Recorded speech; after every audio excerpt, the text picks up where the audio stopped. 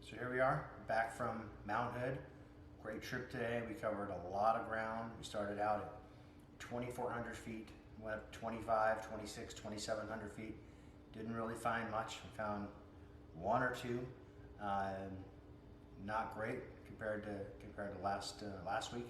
But then we went to another area and started going a little higher. I figured that the mushrooms that we found at those lower elevations were pretty dry compared to last week, so they weren't as fresh. So I figured they'd been fruiting at that lower elevation. So I decided to move up. We went up to 3,000 feet, 3,200, 3,500. I think we ended up at 3,600 feet.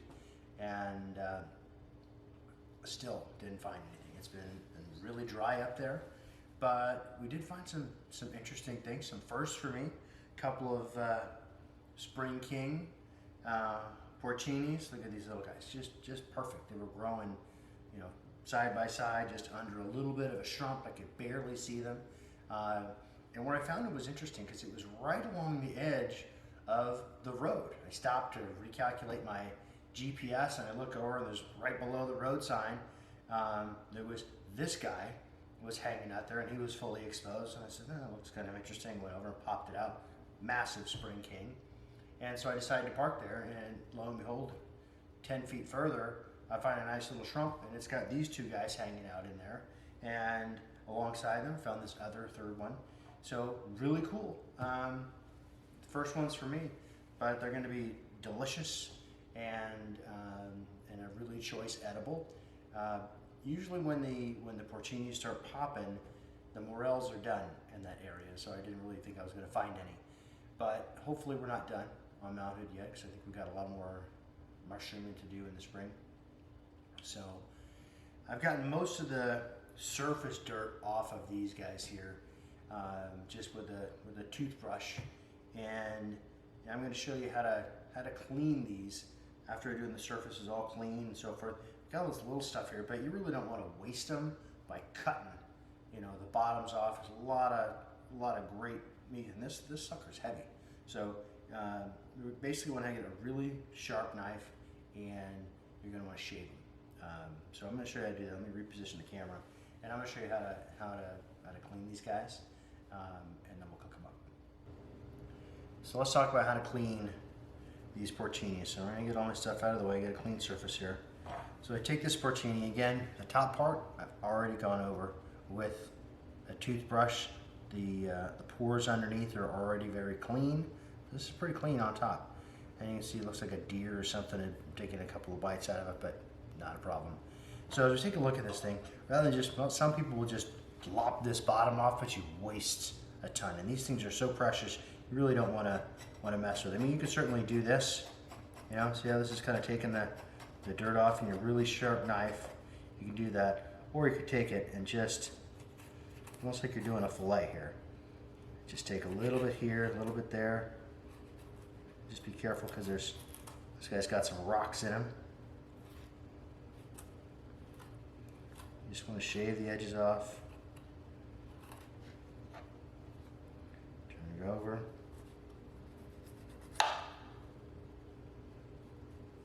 And so we only got two of them, and I don't want to waste them. Just get in there.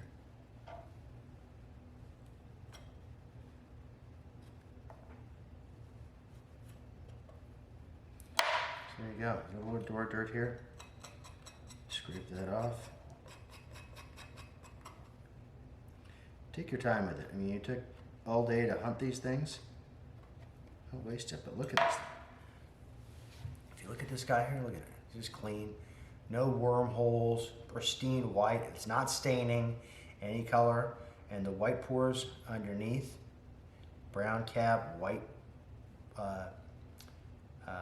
stem, I don't know, do you call it stipe? Definitely a Spring King. So, pretty easy. Now this guy, this is the big full porcini here. Fully matured, should still be good. So look at the difference between what they look like when they're young and they get darker when they get older. I'm hoping that this does not have any bugs in it. If it does, but still might be able to salvage some of it. So far, stem looks good.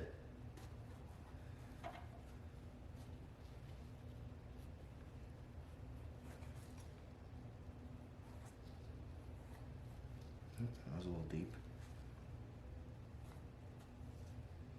And this bottom I think I'm going to cut off because it's mostly gravel and crud anyway.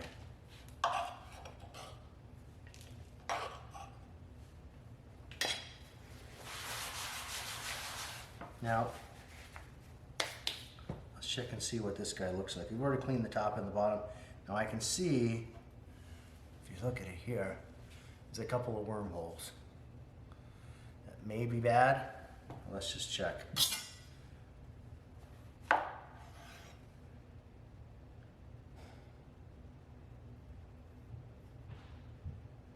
It's not bad. I think we can still salvage this guy. Not bad at all. I see a couple of bugs in there, but I think overall, still pretty healthy. Let's take another slice here. See what it looks like in a cross section. Still pretty good, but look at the size of that puppy. Imagine that all fried up, delicious. I think it's gonna be good. We'll keep that. This guy's gonna make it. Okay, so with this guy here, I think this piece is a little big. We're gonna cut it in half. And then we'll do the same here. Nice big chunks.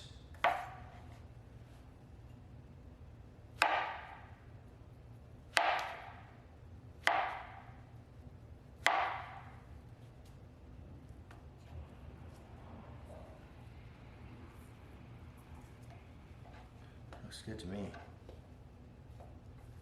This guy here, we'll cut him out.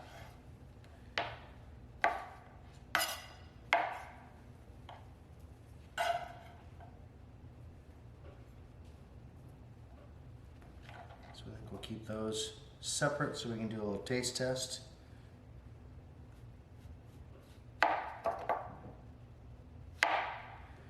And even if you got a little bit of bugs, it's okay.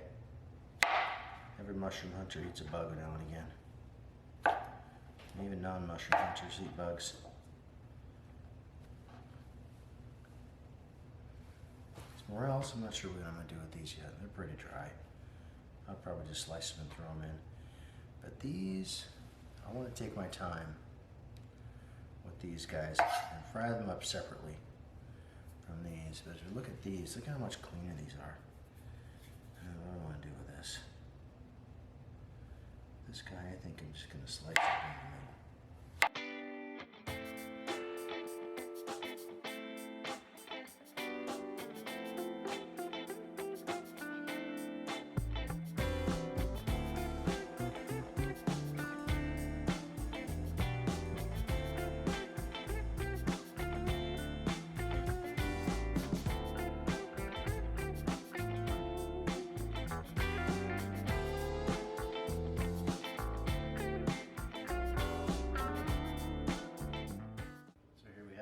Check these out. These are nice, big, thick slices of mushroom that I think I'm going to fry them whole like that.